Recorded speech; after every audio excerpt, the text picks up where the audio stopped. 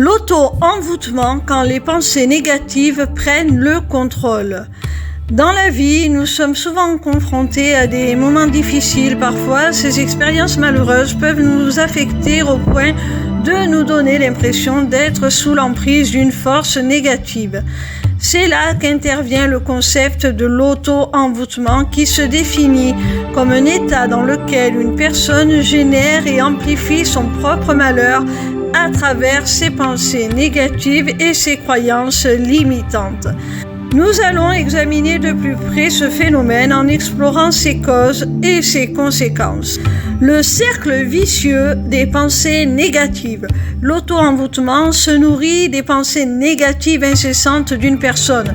En se concentrant sur le pire scénario possible, elle crée un cercle vicieux où le pessimisme s'enracine profondément. Les pensées négatives prennent alors le pouvoir sur l'esprit de la personne, ce qui affecte également sa perception des événements extérieurs. Plus elle rumine sur ses malheurs, plus elle attire des situations infortunées. Une succession d'événements malheureux. L'auto-envoûtement se manifeste souvent par une série d'événements malheureux. Lorsque nous sommes convaincus que rien ne peut bien se passer pour nous, notre comportement et nos choix alimentent cette perception. Par exemple, quelqu'un persuadé qu'il est destiné à l'échec aura tendance à saboter ses propres opportunités ou à refuser toute aide qui lui est proposée. Ainsi, la personne attire à elle de nouvelles expériences négatives, renforçant ainsi sa conviction initiale. Il peut arriver que cette conviction soit le fruit d'une succession d'événements malchanceux qui ne sont en fait que des coïncidences ou le résultat de mauvaises décisions de la part du sujet.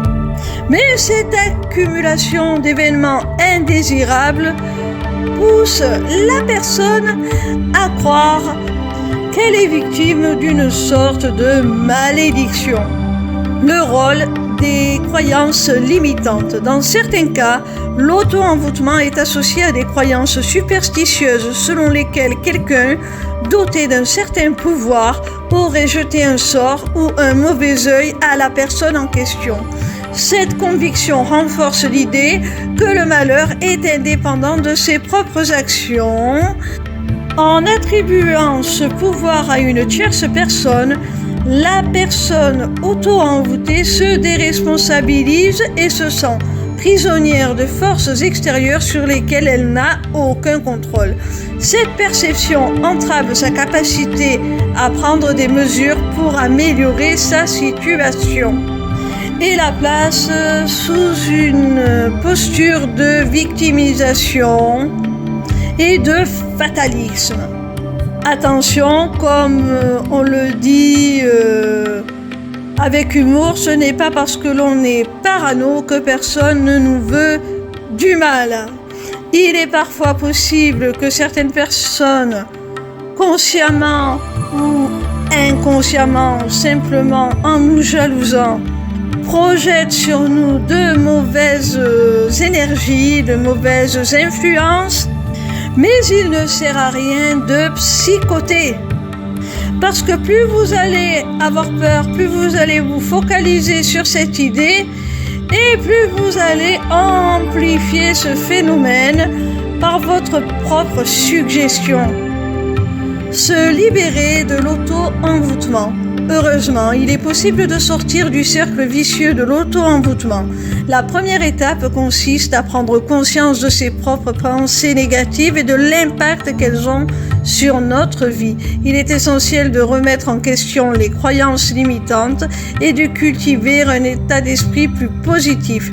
La pratique de la pensée constructive et l'adoption de rituels de purification tels que la méditation ou l'emploi d'affirmations positives peuvent aider à transformer progressivement les schémas de pensée négatifs.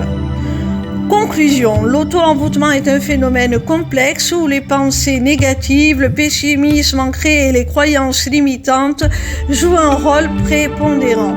En comprenant que nous sommes les principaux acteurs de notre propre malheur, nous pouvons commencer à libérer notre esprit des chaînes de l'auto-envoûtement en cultivant la positivité, en reprenant le contrôle de nos pensées, en nous réattribuant notre souveraineté, en affirmant notre libre arbitre, nous pouvons ouvrir la voie à des expériences plus heureuses et épanouissantes.